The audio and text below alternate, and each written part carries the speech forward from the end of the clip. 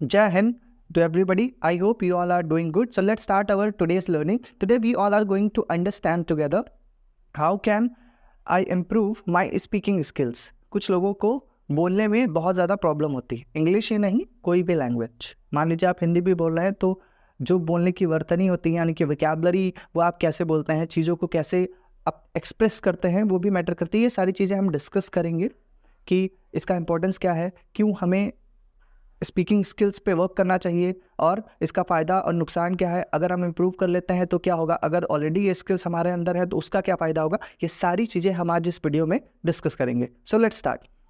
बस बात कर लेते हैं स्पीकिंग स्किल्स की इंपॉर्टेंस क्या है। पहली चीज़ तो मान लीजिए आपकी स्पीकिंग स्किल अच्छी है, ठीक है, आप बहुत ही प्रोफेशनल तरीके से अच्छे से बात करते हैं एकदम बढ़िया से। तो अब जैसे मान लीजिए आप प्राइवेट सेक्टर में जाएंगे, कहीं भी होटल में जाएंगे, वहाँ पे बहुत ही प्यार से बोलें हेलो सर।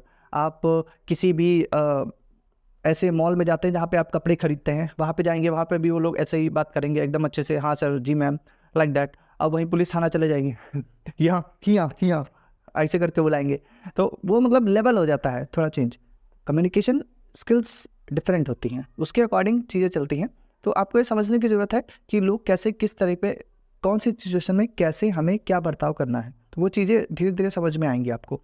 तो एक तो अंडरस्टैंडिंग होनी चाहिए। मान लीजिए किसी ने कुछ बोला तो आप उसे कैसे समझ रहे हैं। दो टाइप के लोग होते हैं, एक लोग होते हैं प्रोफेशनली बोलेंगे, एक लोग बोलेंगे एकदम सीधा फॉरवर्ड बोल देंगे, और तीसरा टाइप होता है दलिद्र टाइप। दलिद्र टाइप में मान लीजिए जो प्रोफेशनल बोलेगा वो बोलेगा हेलो, कैसे हैं आप, ठीक हैं, अच्छे हैं, ओके, ज़बरदस्ती की दांत दिखा के जाएंगे, तो वो थोड़ा प्रोफेशनल लग जाता है। कुछ लोगों के स्ट्रेट फॉरवर्ड, हाँ कैसे हो, ठीक हो, अच्छा ठीक, चलो बढ़िया है, और सब बढ़िया, हाँ ठीक, वो चले गए। फिर आते हैं दलिद्र टाइप लोग, हाँ कैसे है, अरे तुम्हारे बिना, तुमको बिना देखे तो हाँ खूने घट गया, अरे राम राम राम राम। ऐसे लोगों से बहुत सावधान रहिएगा, जो लोग ऐसे बात करते हैं ना, एकदम दलिद्र, महादलिद्र। अब हमारे वहाँ एक था पीपू नाम का, तो वो तो मतलब एकदम प्योर दलिद्र था। उसके ऊपर कोई थूक भी दे तो अरे आपने मेरे ऊपर थूक दिया तो शैम्पू हो गया, अरे राम राम राम, बहुत अच्छा लग रहा है। तो इस टाइप की स्पीकिंग स्किल्स नहीं होती है, इसे हम बटरिंग करना कहते हैं। तो बटरिंग और इन सब में डिफरेंस होता है, उसका ध्यान रखिएगा। तो आप ऐसा बोलें कि अगला आदमी समझ सके, और अगला आदमी भी ऐसा बोले कि आप उसे समझ सके। तो स्पीकिंग स्किल्स के साथ साथ में आपकी लिसनिंग स्किल्स भी अच्छी होनी चाहिए, साथ में कॉम्प्रीहेंशन भी इसमें ऐड होता है। आगे बात करते हैं इसका आउटकम क्या होगा। मान लीजिए आप किसी के कोई बोल रहा है, आप उसको अच्छे से समझ रहे हैं, या आप अच्छे से बोल रहे हैं तो अगला भी अच्छे से समझेगा, तो उसका पॉजिटिव आउटकम आपको मिलेगा। दूसरी चीज़, आप दूसरों को भी अपनी बात बहुत ही बेहतर ढंग से समझा सकते हैं। अब मान लीजिए आप एक लॉयर हैं और कोर्ट में खड़े हैं, तो आप कैसे अपनी चीज़ों को एक्सप्रेस करेंगे जज के सामने। आप वहाँ भी गुटखा खा के समझ, हाँ जज साहब कह रहे थे कि इन्होंने जो डकैती डाली है और ये जो है उधर से रोड पे हम जा रहे थे तो हमको छेड़ रहे थे, तो ऐसे अगर बोलेंगे जज के भाग यहाँ से निकल, तो इस टाइप की हरकतें होंगी।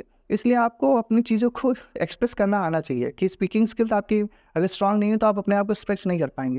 Now let's talk about the challenges. Which kind of challenges generally people use to face. पहला है एक्सेंट। मान लीजिए बोला ए महावीरवा यहाँ आवा भैया, हमने के बतावा कि कहाँ हाल चाल है तोहार। तो अब उसमें मान लीजिए ये तो जो वहाँ की रीजनल लैंग्वेज हो गई, जो उसके आस पड़ोस में रहते हैं वो सब जानते हैं। अब लखनऊ में आप ऐसे बोलेंगे तो बहुत सारे लोगों को तो कुछ समझ में ही नहीं आता है, और काफ़ी हद तक वैसे यूपी बिहार कनेक्टेड है, मगर फिर भी कुछ लोगों को प्रॉब्लम होती है। दूसरी, और कुछ लोग तो बोलते हैं तुम देहाती हो, गजब है वो। दूसरा प्रोनाउंसिएशन। हाँ, प्रोनाउंसिएशन बहुत स्ट्रांग होना चाहिए, जिसमें मान लीजिए आप किसी का नाम है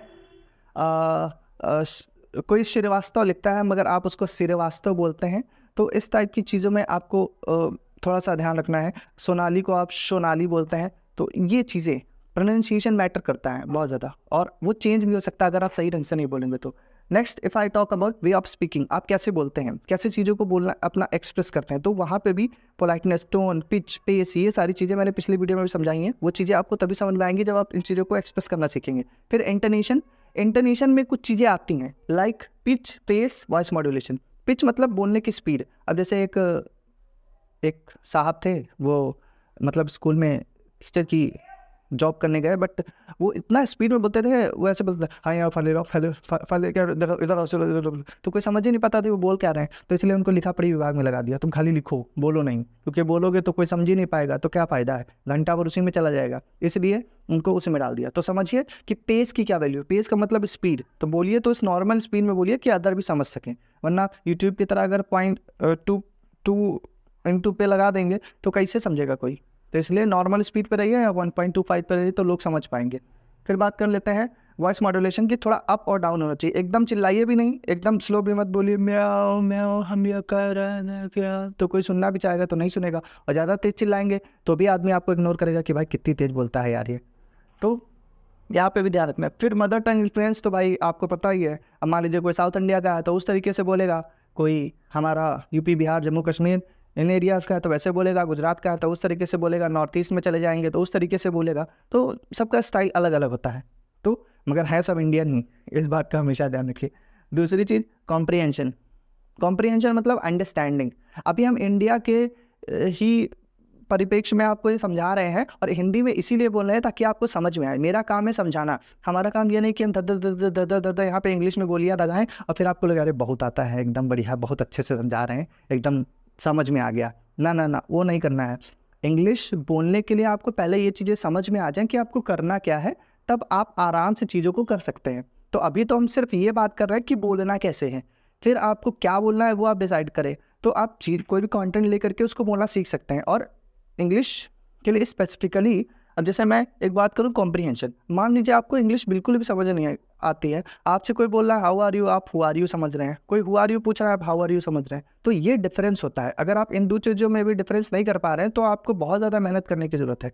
अब इसके लिए कर क्या सकते हैं, मान लीजिए आपकी इंग्लिश अच्छी, आपको समझना आता है और आप अपने दिमागवा में ट्रांसलेट करते हैं Hindi to English. Generally people यही करते हैं, क्योंकि इंडिया में जो हमारे नॉर्थ इंडिया है इसमें जो लोग प्रॉब्लम फेस करते हैं इंग्लिश और हिंदी बोलने के लिए, तो इसमें क्या प्रॉब्लम होती है कि भाई हिंदी से इंग्लिश में ट्रांसलेट करते हैं, लोगों को लिखना बहुत एकदम गजब तरीके से लिखना आता है, बोलने में प्रॉब्लम होती है। क्यों? क्योंकि वोकैबुलरी नहीं आती है। तो भाई क्या क्या कर सकते हैं, जो चैलेंजेस हैं वो मैंने शेयर कर दिए। अब हम ये देखते हैं कि भाई इसका सॉल्यूशन क्या है। भाई साहब, मान लीजिए कि आप 1 नंबर के दलिद्र हैं, तब भी आप जब खुद से करना शुरू करेंगे ना तो आपको एहसास होगा, जब आप खुद का वीडियो देखेंगे तो कहेंगे अरे ये हम हैं, ऐसा बोल रहे हैं, गजब है यार। तब आप अपनी मिस्टेक्स इंप्रूव कर सकते हैं। जब तक आप खुद को नहीं देखेंगे तब तक नहीं होता है। लोग बोलते हैं शीशे में देख करके कर सकते हैं, मगर गरीबी इतनी ज़्यादा है, आदमी के घर में इतना बड़ा ही शीशा है, मगर मोबाइल तो है ना, तो मोबाइल का यूज़ कीजिए। शीशा छोटा है, मोबाइल तो नहीं है, मोबाइल का यूज़ कीजिए। दूसरी चीज़ रिसोर्सेज, क्या रिसोर्सेज हम ले सकते हैं जिनसे हमें यूज़ कर सकते हैं। एक तो डुओलिंगो हो गया। आप डुओलिंगो पे इंग्लिश, कोरियन, अरेबिक कोई भी लैंग्वेज सीख सकते हैं। वहाँ पे जाइए, डुओलिंगो पे बहुत ही बेसिक लेवल से सिखाते हैं। प्ले स्टोर से जाइए, डुओलिंगो डाउनलोड कर लीजिए, अकाउंट साइन इन कर लीजिए, अगर आपके पास जीमेल आईडी है आराम से कर सकते हैं और सीख सकते हैं। और अब हम इतना कह सकते हैं पूरे दावे के साथ कि मैक्सिमम लोगों के पास मोबाइल फ़ोन है जो जिससे आपका काम चल जाएगा। गूगल ट्रांसलेटर खाली है, कुछ काम नहीं है। गूगल ट्रांसलेटर डाउनलोड कर लिया और प्ले स्टोर से, उसके बाद उस पर बोल रहे हैं, हिंदी में बोल रहे हैं, तुम कैसे हो लिख करके आएगा हाउ आर यू। उसके बाद आप कुछ भी, कोई भी टेंस, कोई भी सेंटेंस, कुछ भी आप बोलेंगे हिंदी में वो इंग्लिश में ट्रांसलेट होके आएगा। फिर आप इंग्लिश में सोचिए और इंग्लिश में बोलिए, फिर देखिए कि आपका वो हिंदी में सही आ रहा है। ये भी आप ट्राई कर सकते हैं, ये भी हेल्पफुल होगा। फिर बात कर लेते हैं गूगल असिस्टेंट, वो जो होते नहीं गूगली जो साथ में होती है उसके, जैसे okay Google please share like that. अब तो टीवी में भी आ गया है, कुछ भी बोलो आ जाता है, यूट्यूब पे आ जाता है। तो वैसे गूगल असिस्टेंट से आप पूछें hello Google assistant how are you like that. So वहाँ पे भी आप चीज़ों को बोल सकते हैं। और जिसे हम बोलते हैं पेप टॉक। पेप टॉक मतलब आप अकेले में बैठे हैं, इंग्लिश बोलिए अकेले में, कुछ बोलिए, कुछ बोलते रहो इंग्लिश में, बट इंग्लिश बोलो वो भी सही है, नहीं कि इंग्लिश में गरिया रहे हो। गाली देना इंग्लिश बोलना नहीं होता है, और सॉरी शट अप बोलना भी इंग्लिश बोलना नहीं होता है। इंग्लिश बोलने के लिए मीन्स आप जो हिंदी में सोच रहे हैं सेम आप किसी अदर लैंग्वेज में बोलें, इंग्लिश ही नहीं। मान लीजिए आप हिंदी में सोचते हैं, आपकी जो फंडामेंटल लैंग्वेज हो गई मान लीजिए वो हिंदी है, उसके बाद अगर आपको उसे ट्रांसलेट करना है तो आप कोरियन में भी कर सकते हैं, अरेबियन में भी कर सकते हैं, इंग्लिश में भी कर सकते हैं, और मान लीजिए आपको पश्तो बोलनी है पश्तो में भी कर सकते हैं। तो जो लैंग्वेज आप चाहें आप ट्रांसलेट कर सकते हैं, बट आप जो समझेंगे वो हिंदी में ही समझेंगे। तो इसलिए आपकी हिंदी भी स्ट्रांग होनी चाहिए। पता लगे हिंदी नहीं लिखना आता है, समझना नहीं आता, तो फिर तो भाई कोई और तरीका ढूंढिए। Then make your own video. बस बता दिया, अपना खुद का वीडियो बनाओ, ऑब्जर्व करो, देखो फेशियल एक्सप्रेशन। तो फेशियल एक्सप्रेशन और इन सब की बात कर लेते हैं, लिपसिंग, फेशियल एक्सप्रेशन और हैंड जेस्चर, साथ में बॉडी लैंग्वेज। तो बॉडी लैंग्वेज मान लीजिए आप अपना खुद का वीडियो बनाइए, तो ये नहीं कि आप वीडियो बना रहे हैं तो आप अपने मुंह में ही पूरा मोबाइल घुसेड़ लिए, उसमें आपकी सिर्फ आंखें ही दिख रहे हैं, आप बोले hello friends like that, it should not be happen. Mobile को रख दीजिए आराम से, किसी खिड़की पे रख दीजिए, कहीं भी रख दीजिए, कहीं भी रख दीजिए। बस उसमें आपका क्या क्या मेन क्या है कि भाई आपका फेशियल एक्सप्रेशन दिखना चाहिए, दूसरा आपके हैंड जेस्चर दिखने चाहिए। तीसरा कि बॉडी लैंग्वेज, ये नहीं कि नाच रहे हैं पूरे हवा में एकदम, ना ना ना। सो आप स्पीकिंग स्किल्स इंप्रूव करने जा रहे हैं। आप किसी के सामने बोलेंगे तो क्या नाच नाच के बोलेंगे? छोटे बच्चे थोड़ी ना कि मम्मी बचपन में बुलाती जाओ बेटा खाना खा लो, एक और खाए फिर जाके नाच रहे हैं, मारो ढोलो ना। नो, ऐसा नहीं होगा। इसलिए आपको थोड़ा चीज़ों को समझने की ज़रूरत है। तो अब हम बात कर लेते हैं सबसे पहले बॉडी लैंग्वेज। तो ऐसा नहीं कि एकदम सीधे खड़े हैं, no, you can easily just walk 1 step forward 1 step backward. तो इस तरीके से आप फ्लोर पे थोड़ा सा वॉक कर सकते हैं, ये आपको कॉन्फिडेंस देगा। दूसरा फेशियल एक्सप्रेशन, ये नहीं कि पूरे आईब्रो मतलब जिसे भौंया बोलते हैं एकदम ऊपर उठा लिया, अच्छा तो हमको सिखाएगा, इस तरीके से नहीं है। बहुत नॉर्मली आप चीज़ों को बात कर सकते हैं। तीसरी कि भाई लिपसिंग, आप किसी को भी देखिए जो इंग्लिश बोल रहा है तो वो कैसे बोल रहा है, आखिर उसकी लिपसिंग क्या है, तो आप वहाँ से भी काफ़ी सारी चीज़ें गेस कर सकते हैं, जज कर सकते हैं। और अब अगर हम बात करें हैंड जेस्चर की, तो ये नहीं कि हैंड जेस्चर का मतलब पूरा जैकी चैन बन जाइए, ऐसा भी नहीं करना है, ना ही डांस करना है, कुछ भी कत्थक वत्थक शुरू हो जाए, no. Hand gesture means simply आप हैंड जेस्चर, ये आप अपने नॉर्मल आप अपने हैंड्स को सिंपल ऐसे रख सकते हैं या ऐसे रख सकते हैं या फिर ऐसे रख सकते हैं। तो आप अपनी बात को बोलते समय हल्का हल्का यूज़ कर सकते हैं। अब ऐसा भी नहीं कि पूरा यूज़ ही कर रहे हैं, नो। तो नॉर्मली आप इन चीज़ों को कर सकते हैं।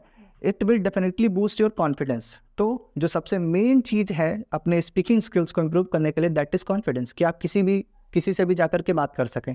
ठीक, अब मान लीजिए आप कहीं घूमने गए, वहाँ पे कोई अंग्रेज जैसा दिख गया, अब आप उससे बात करने में समझा रहे हैं और सबसे पहले लोग जाते हैं good evening sir.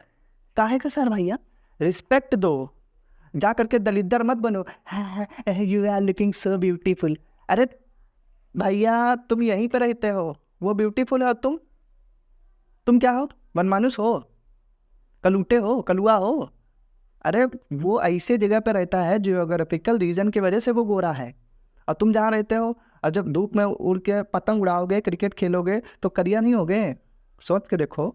So that is the reason. So you need to work on speaking skills. How? दलिद्दर मत बनिए, चाटुकारिता मत करिए ज़बरदस्ती की, जेन्युइन रहिए और अपने आप को ऑब्जर्व करिए। लोग आपको नीचे गिराने के लिए बोलेंगे कि आप रूड हैं, आप ये हैं, आप वो हैं, तो इसलिए ऐसे लोगों से भी सावधान रहिए, सतर्क रहिए। Now thank you so much, जय हिंद।